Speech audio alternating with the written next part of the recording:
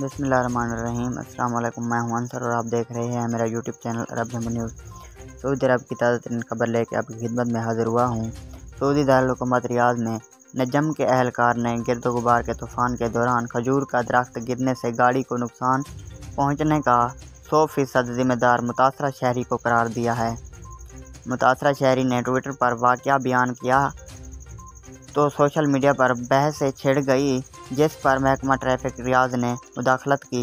इकाद अखबार के मुताबिक मकामी शहरी सऊद अल सईद एक सड़क से गुजर रहा था कि अचानक गिरद गुबार का तूफान शुरू हो गया। दो रवैया सड़क के दरमियान लगा खजूर का दरख्त उखड़ कर गिर गया, जिससे गाड़ी को नुकसान पहुंचा। सऊद अल सईद ने बताया कि गाड़ी इंश्योर्ड थी। नुकसान की तलाफी के लिए नजम से राब्ता किया, ताहम नजम के अहलकार ने नुकसान का 100% जिम्मेदार मुझे ठहरा दिया। सऊदी शहरी ने ट्विटर पर वाक़या बयान किया और यह सवाल उठाया कि नजम से यह जानना चाहता हूँ कि आखिर गिरद गुबार के तूफ़ान के दौरान दरख्त गिरने से होने वाले नुकसान का 100% जिम्मेदार मुझे क्यों ठहराया गया। सऊदी शहरी का ट्वीट रियाद महकमा ट्रैफिक के director major general doctor Sulaiman Al Jumi ने देखा और फौरी तौर पर रब्ता करके हमदर्दी ज़हर की।